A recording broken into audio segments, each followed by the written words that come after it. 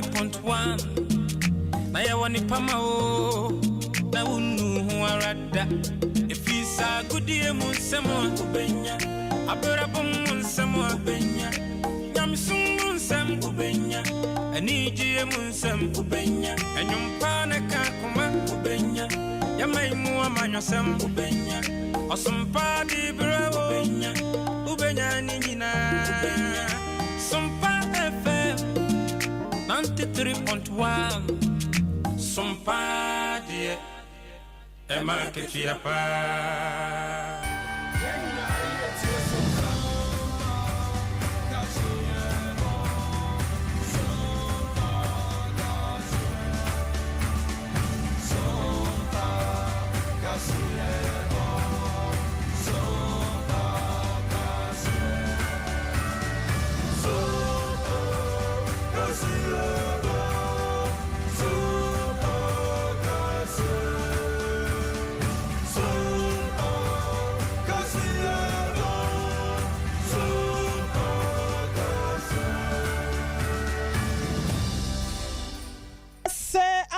Kwa Bible for higher Sompa 93.1 kasafidie so ebrazo say somewhere kwa chikwa brema central for krukra kopeno ya kenkai edema mo se anopa no nsia brem kase ebo ewo eneme menda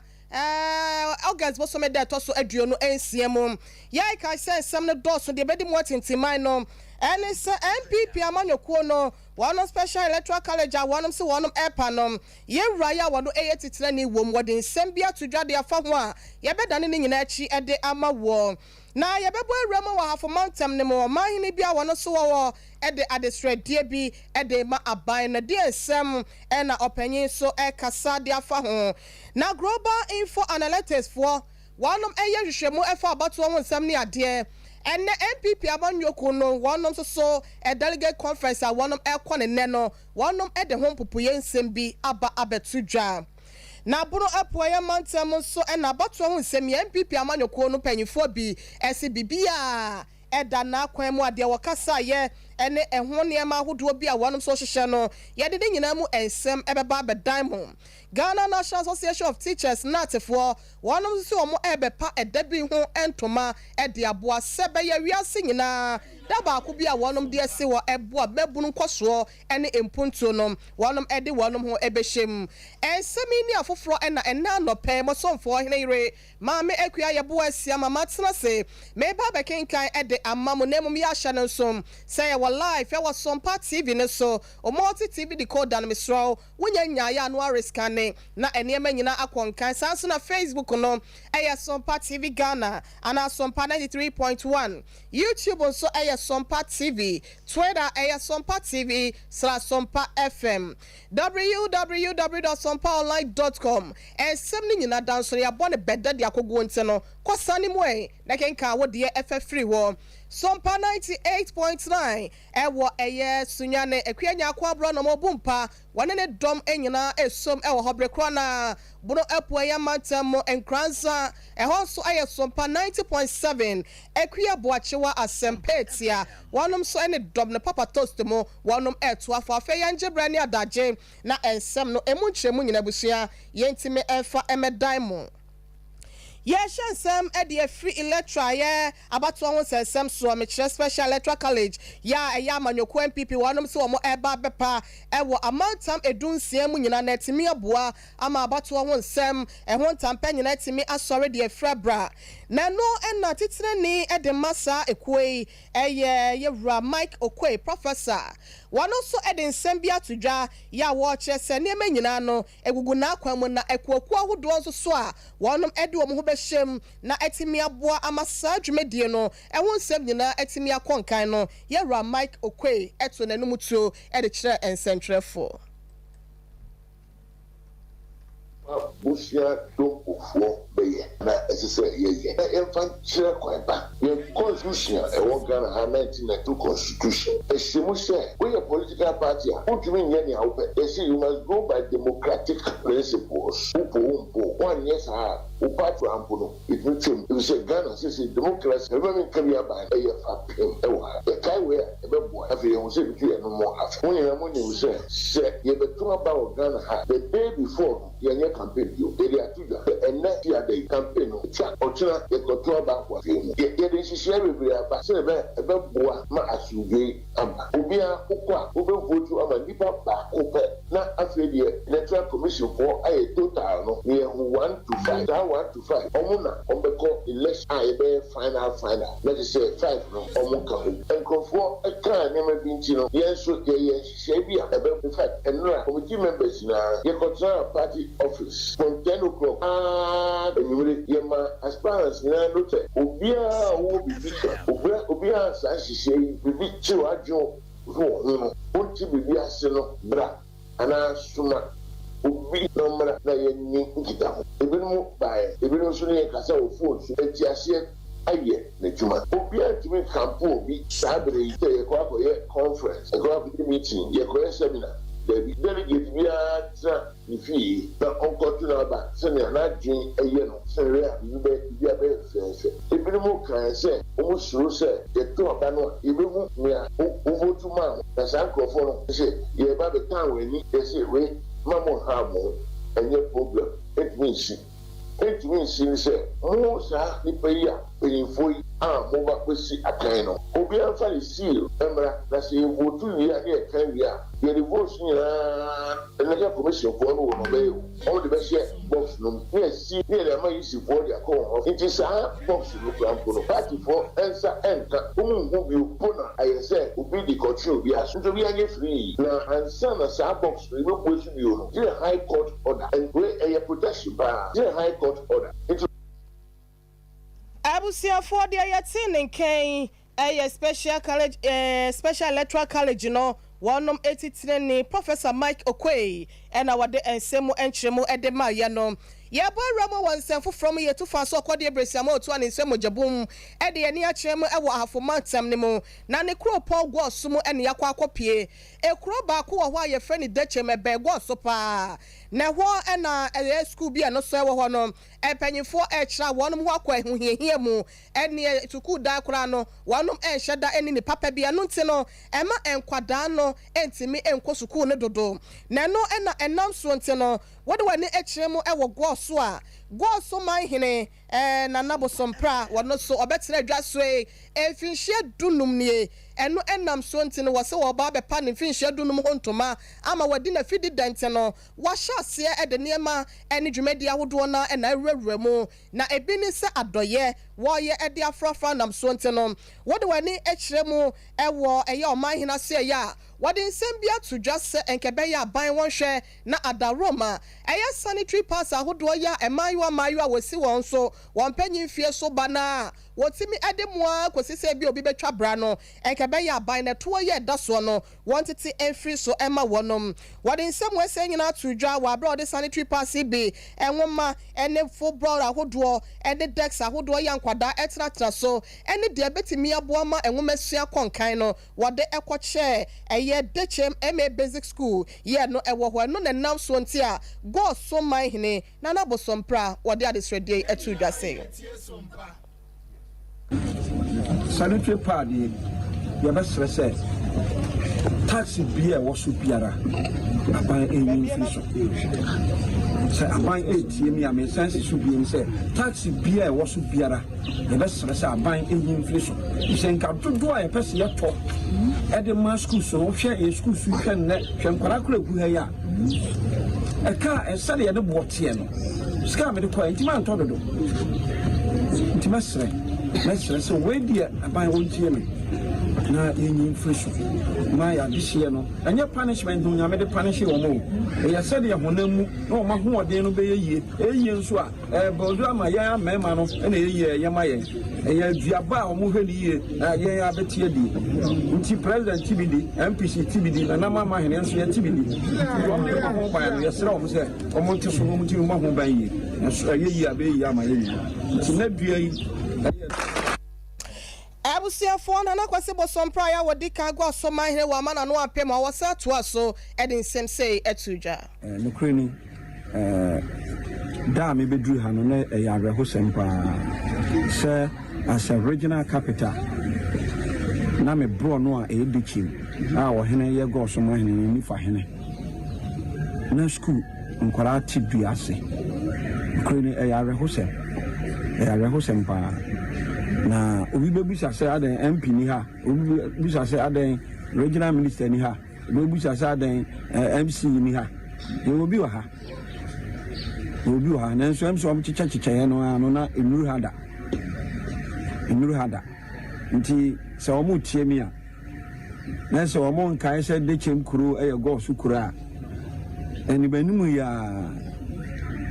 na wo se etumi eye bibi se wo soro boa de wo boa no ho ena nya bibia nso na de bia ye betwen sabi sa aban kakra na nanom so yesu betumi aye no wo se etumi ye nyina age tum se wo hwe de chem kuro a na omo be ye kwan no na popo bi da de chem kuro nanim mehwe ma yetu saa popo no nyina firi ho ma obi kan se abaya asase nipa betumi asi adan wo so nti emeton saa asase no na sabi me na me yere no me ma nkotra fie mfani wo se me de boa de chem kuro ska bia be firi ma ba biara wo se ska ni be so de chem kuro so ebi ne ho no ma ye hu ewo mu se ye nya nhya ase ho de nanso so ba bia wo se metumi yere me ho na ni manum ya ko obehwe nkwara na sabi se si akora hwe nkwara ni bia masa me ahwe se nkwara ni bi kura school ntade enye ene so nche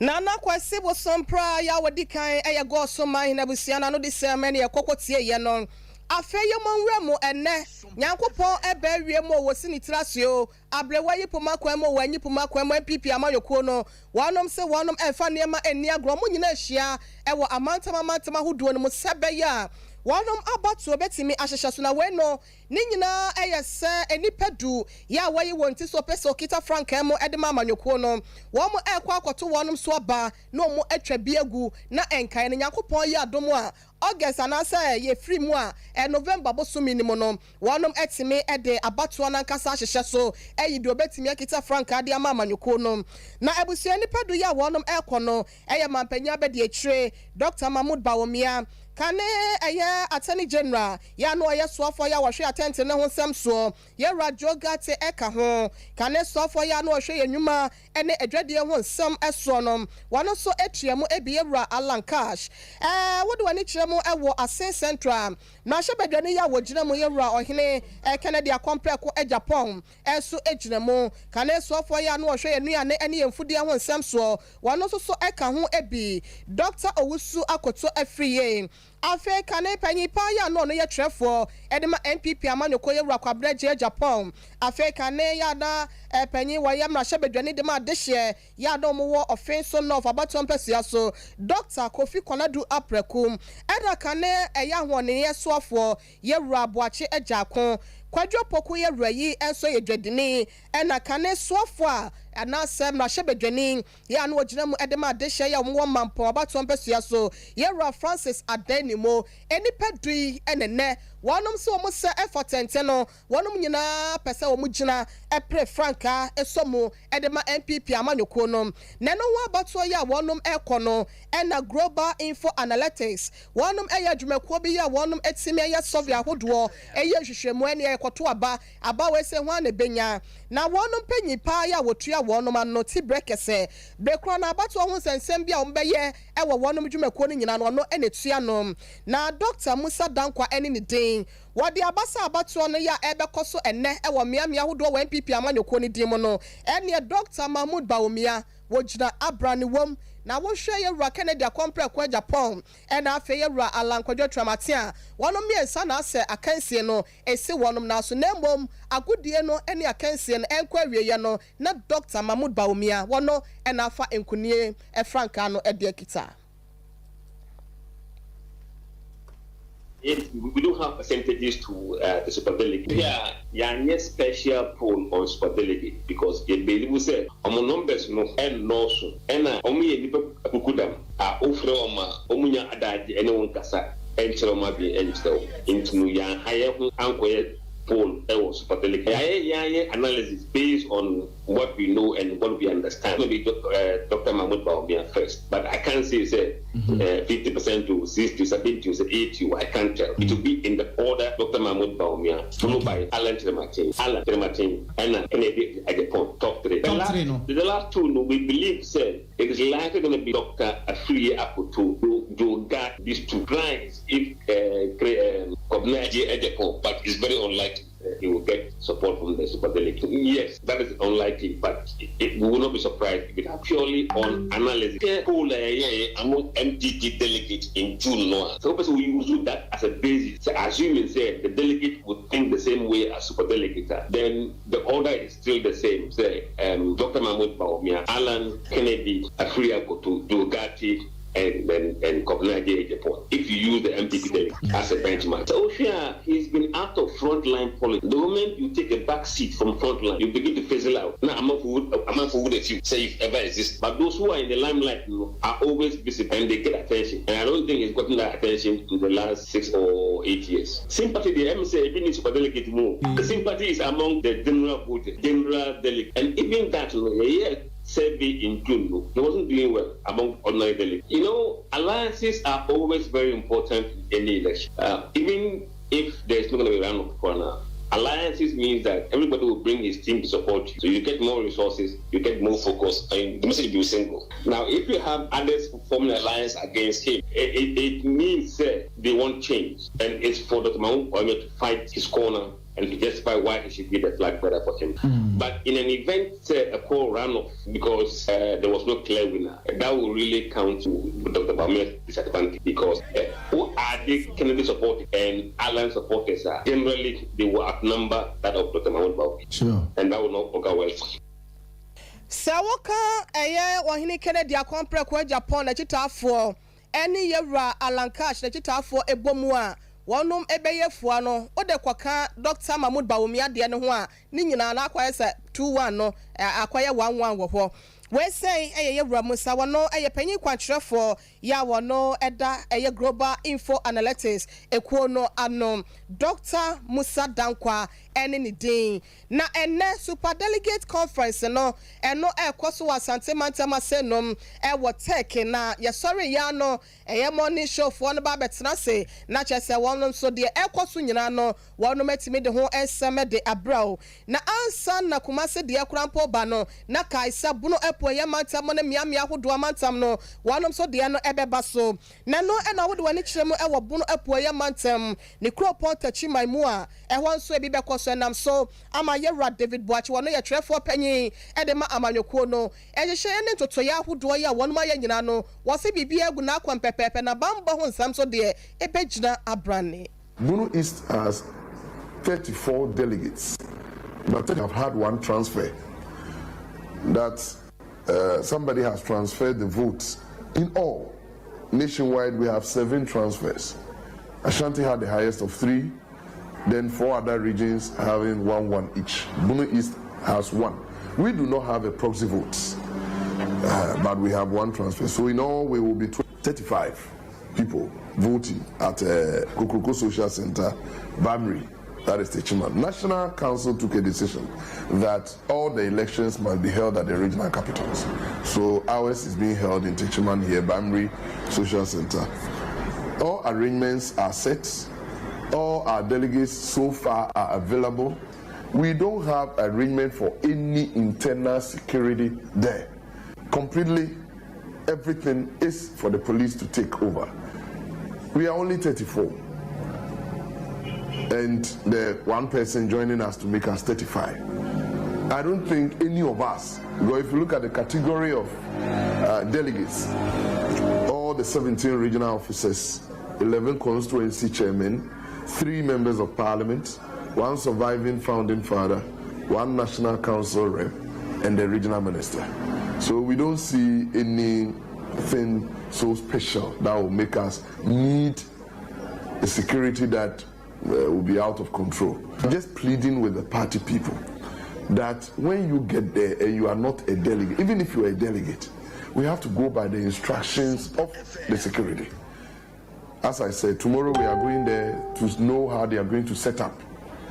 So we know the level where supporters will reach, the level of media, then where the Abusia Yara David Boache wano eye for penny the man pipi amanyo qualify no wabuno epo ye mantamo and I yako equotie no na se prosifon kwa and I better bambo ho and some so ewa na oba won so so ahyehyɛ ne mra ya wano so de djumano we ya delegate o wonya delegate o wo ba no wadi so na bibia so akoso boko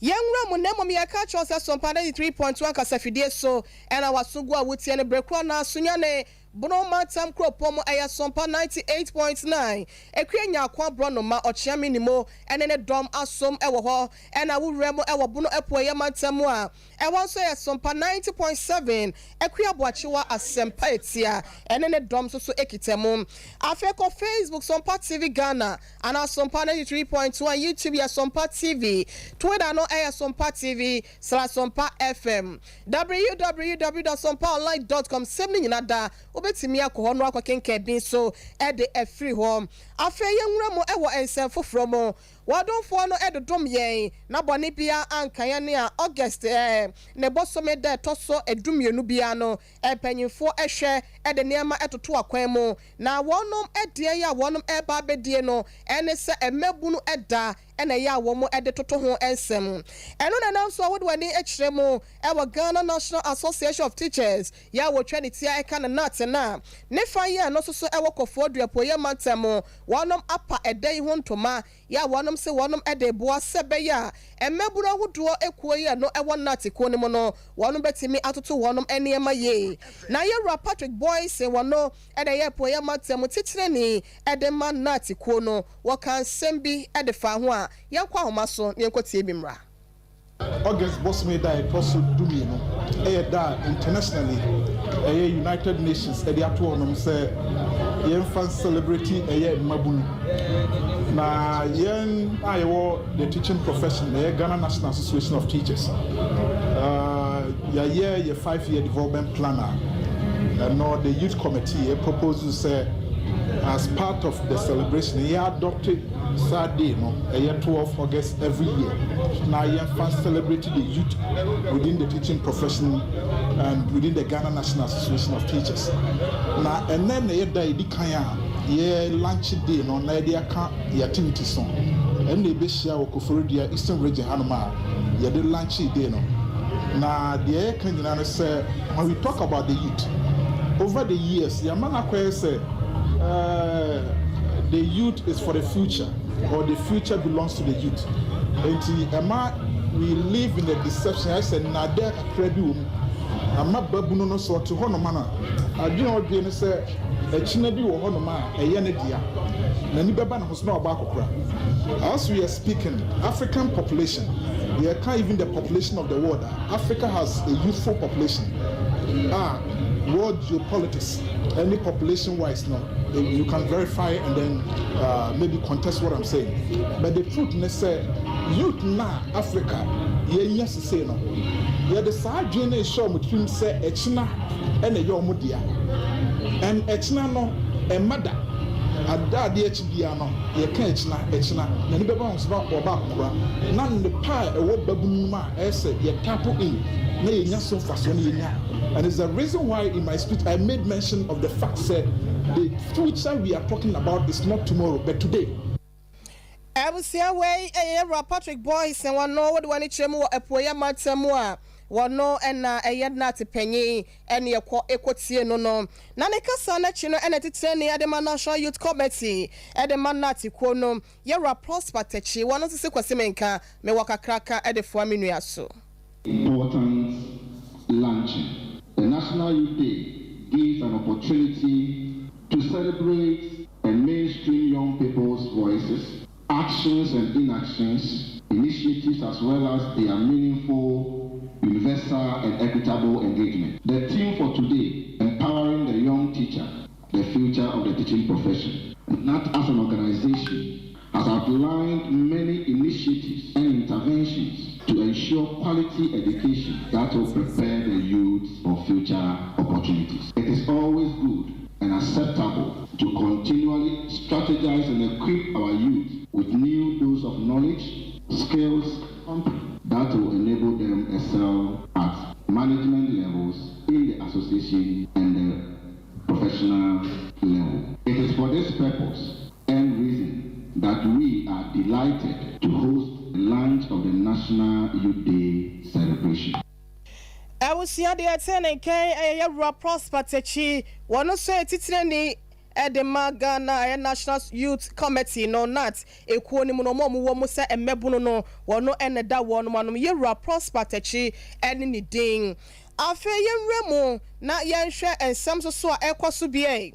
Sir, what do I need extra or may you more yen be? And young call be a idea one so a craniema at the equa ama who was so equadigisa at the ball may more a mate me dear boy and what a bram. Nano and nam so I told the beer son says Ikaya or the chrono and also what did this man a more don't know down a dano a yana or pam and answer what been ben says a crabia who do Sabia once so benya besiaka cradia free war now on Jume Dino a more etimia shakena Nano and an absent in the Development Bank of Ghana and the Fidelity Export Club on one of Aka one of Entuma SCNE say che aye entity ye Jume DB at the Ama Federation of Association of Ghanaian Exporters Esa one of Moshe Sebeya Kwampom Befaso Ama one of Jume Dia who do ya one of Dieno and ye menina ebekoye at the Ama one. Now what do I need Chemo our Fidelity Banker Managing Director at the Ma one Julian Kingsley Opune Ebusia what in some kakra etuja efe Jume ya wodi ye no ho association be inti ne be starting say e be yi ogun ne ne o matna say hati e bia say yeah buyer ne ati say buyer exporters ne be hia wo ne ma be na say ti me ne e bo wo one in every free fidelity dey sika ne de beba but other before ho no be bo say certification I be here na say ne ma ko duru ho no ma Omunkase onyaman papers da munye the MP no say e bia o di ne me ko na akopro it say ne man be ko no kwa say ne be boa mama mutimi di ne man akwa eju ho ma empro en say say na menti omunyina pe say ti omunyina se ne kan na nyisika no nko a ye ma bebre wo ho abema export business no akọ ne ma betimi ejina pintim na ko say ejina pintim no ye no me warranty if we by the end of the year no me hope say by that time ne timi at least ya different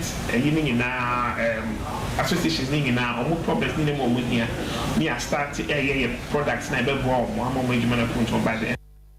Ebusia de attending K one no and any managing director at the Fidelity Bank here Julian Kingsley Opone na ne dia no echi no and a year a quarter one of so at the Federation of Association of Ghanaian Exporters one of a president here at Davis na one of so kakra say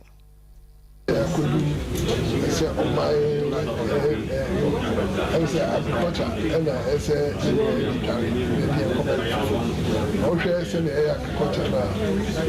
the fire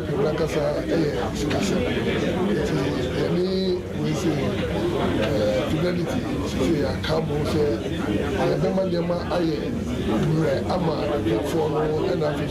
because when we are going to be exporting, interest rates are so any interest rates and the idea would be certification that's for but Juma Amadu Ako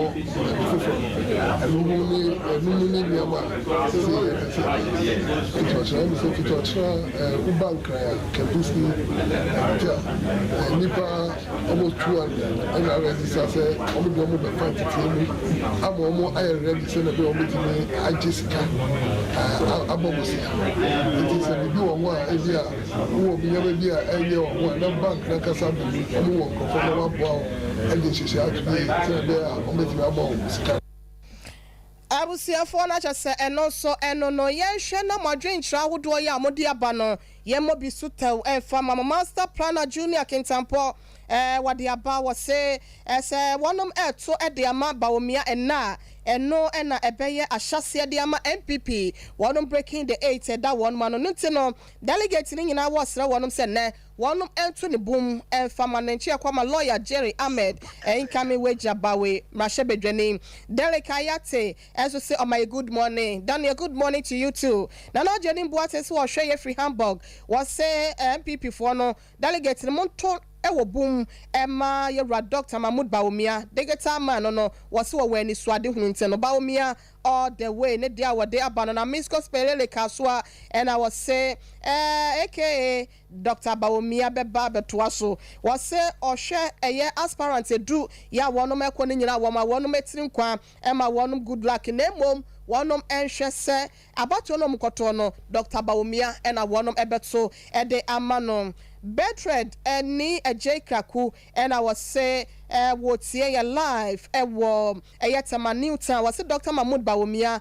kwa kudin kunim na enne de Nyankopon adom enne homo bronte no bibia bekoye de ama Dr. Mahmoud Bawumia na du sipoku so enne de was MPP fo nyina say wanum to aba no ema Dr. Mahmoud Bawumia Daniel Yeboa o se omaya chen ye je o so ebru was Dr. anasa wahini Kennedy akompre kwa Japan awase wono a na wanum to aba no efa emano na sanso na bra ensunya me ye kasoa wase Dr. Bawumia beba dodo na sa no mde friend wase fantastic news by all standard yeda se papa ye name wase ma wonum enya fonso MPP fo no omonko number 10 ehwo ena chese enije ene arehwemu ni nyina ewo no omkoto aba Famani Zakaria Isaka ese yebo adwuma Sompa yeda se papa ye yemfa MC ya pre konde no ehwentu apo say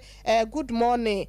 dear host, good morning to you too, my dear. Na chese wonum di omode ba ye no ene yabobo so ede amamo na busia ye fancy ase no menemenda Ghana fapem dwumedie no